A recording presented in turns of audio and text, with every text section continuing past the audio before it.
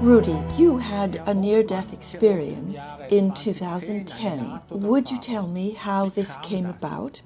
Well, the experience goes back, indeed, as you have said, to the year 2010. And at the time, I was on a trip from Egypt to Israel. It was a vacation trip. And I had spent some time in Egypt as well, where I saw the white desert and then the black desert. So it was actually a journey, well, a spiritual journey, I must say, because the desert has a certain attraction in terms of imagination and inspiration. But it was all very exhausting because it was at that season of the year when the temperatures are very, very high. And back then, we often traveled. I was with my girlfriend at the time. We often traveled by bus or off-road vehicles, which was very exhausting. The journey then took us from Cairo across the Sinai to about half of the Red Sea, to a small town called Dahab, where we intended to take a little rest from all the rigors of the journey. And since this was so beautifully located there, the water so wonderful, and the flora and fauna of the sea so divine, I then decided to go on a little diving holiday there for 3 days. And as soon as we arrived there by bus, we went straight into the water and were diving for hours, which was also a bit exhausting because we were still quite tired from the trip. And then we went to eat something in a small beach restaurant there. There was, of course, a fish table, freshly caught fish. Unfortunately, we couldn't understand Arabic, so it was difficult to communicate. But the waiter then came with a large plate of fish from which one could choose. And I had no idea what kind of fish these were, so I just chose something at my own discretion. We had been eating there for probably a whole hour. You sit there on cushions, and you can really enjoy yourself because it's very relaxing. And as long as we were sitting there, everything was fine. I had no stress, and finally I wasn't quite so tired. And in the end, I was allowed to smoke a water pipe. Then when we got up and wanted to go for a walk, before going back to the hotel, after about half an hour, I no longer felt well. I had spells of dizziness, a rash broke out, and severe itching followed, and a burning sensation under my armpits. I really didn't feel very well, and my girlfriend looked at me saying, "Rudy, my goodness, what's wrong with you? Your face looks awful, and your lips are all black." Then I thought I should see a doctor immediately, because the way I felt wasn't normal at all. And luckily, only 3 feet away from where I was, and where I had sat down, there was a pharmacy that was open. So we went to that pharmacy and had already thought out what we were going to say. And we would, of course, have to find out if it was an allergy, in which case maybe I should be given some cortisone. But then I felt so sick so quickly that I was no longer able to talk to the pharmacist. So I sat down on the doorstep of the pharmacy and somehow held on to the door, and then I passed out backwards. Luckily, the pharmacist and my girlfriend were there immediately and prevented me from hitting my head. I can remember that this must have been a short faint, because after about 5 minutes, I was awake again, but I still felt miserable, and could hear a bit of a buzz around me, but nothing more. When did you have this near-death experience? Well, the near-death experience only occurred when I passed out once again, and this time, for it was the second time, but this wasn't a blackout, because suddenly I was back to my senses. I could understand, I could feel myself, I was able to realize that I was myself again. So this wasn't like the first fainting episode, when I had no experience or sensations at all. Then suddenly I saw myself. I could look down at myself. I suddenly saw myself inside a big, dark cave made of craggy stone. I had to orientate myself a bit as to where I was, after all. It felt as if it was made of gray-black slate and quite big. So I looked down at myself and realized, well, here I am now. I'm standing in this room, and I have to say, when I thought about this afterwards, I came to the conclusion that I had no ground under my feet at all. I hadn't realized that in the previous moments. Later, I realized that I was standing there, but I was more or less in the emptiness. And when I looked around in this grotto, in this cave, I saw, well, I assumed that there were 7 female figures, as if they were hovering there at different heights in this large room.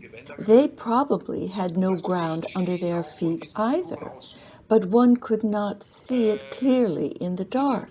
That's what also has to be said. These figures were wrapped in white robes, and the light seemed to emanate from these figures. These women were of an unearthly beauty. I myself have never in my life experienced such beauty so far. So it was like being spellbound by this beauty. And these characters were looking at me, these women, more or less far away. They were focused on me and communicated with me, but not by words, but by means of gestures. So I saw their hand and arm movements, which were directed directly toward me, as if this was an invitation to come along with them. And that's how I understood that immediately. And the whole thing could have lasted about half a minute. I could also hear sounds in the background. I wouldn't say it was music. It was more like spherical sounds, spherical tones. That's about what it sounded like. So it was a background music brought about by these beautiful sounds. And then I clearly understood that I had been invited to come along with these ladies. In this cave, you could guess that in the direction in which these women wanted to move, that there was probably an exit, and this could vaguely be seen. Certain shadings which were there indicated this, that there must have been another path in the rock leading out of this cave. But it didn't happen that way because I suddenly heard myself speaking without even thinking about it. And the words, non sono pronto, were just flowing out of me. I don't always speak German. In fact, I don't speak German very well at all, because I haven't lived in Germany for a long time. So I said it in Italian, non sono pronto, which means, I'm not ready yet. And that was a decision that came out of me spontaneously. I didn't feel ready to come along with these women. And the moment I spoke these words, I woke up from this experience. Then I regained my senses, but was still not feeling well, as I had the same pain as before and the same malaise. But the difference was that I was now, well, shall I say, somewhat encouraged because I had had this experience. So for me, this was no longer really suffering, and I started to sweat profusely. It must have been food poisoning, so it wasn't an allergy at all. And through these sweats, I probably managed to get rid of this poison. And I guess I was in this situation for a while, so it must have taken me about 2 hours to get over it. Fortunately, the pharmacist was also a physician, and I really owe my life to this man because he did the right thing that moment, namely, he gave me a cardiovascular injection, which made me feel much better. And after 2 hours, again, I was able to leave the pharmacy and go to the hotel. So, Rudy, let's come back to your near-death experience. You said you looked down on your body, then subsequently seeing these 7 characters. What did you see when you were looking down on your body?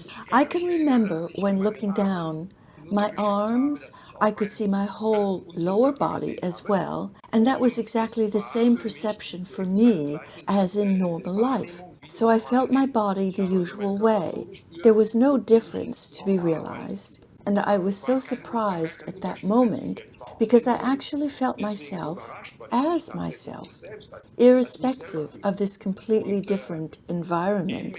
And this was actually a decisive experience for me indeed, because such transformation, I was not torn out of my body either.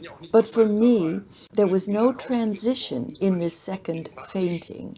But I suddenly found myself in this situation, and I was not aware of any process that was leading up to this state of being. And I also came round again that way at this moment. Did you think about why you saw these 7 women and why you were standing in a cave? I have very often thought a lot about the meaning of all this and why there were 7 female figures there. And I have come to the conclusion that because I'm also very interested in the arts and have always seen angels in paintings, and that therefore what I saw around me there in the cave seemed to be angels, angelic figures without wings. But I think that possibly the earthly angelic figure per se was created like this, or like a figure with wings, because angels can move freely and are not attached to the earth. And probably that's why in history they were portrayed as angels with wings. That's why they had wings. I could see that the figures in the cave didn't need wings to move. In fact, that there were 7 figures also has its meaning, I think, because, in my opinion, when you're on the threshold of the hereafter, one is actually in a mortal danger. One is leaving this earthly life and on the point of dying. So that in this moment, let me put it this way, this moment, therefore, should be attractive enough to propel the transition. And I think that in each individual case, there is an invitation that may differ from person to person. And as for me, because I am, as I've already said, an aesthetically interested person, it might have been possible that it was for this reason that I encountered these female figures, thus creating an incentive for me.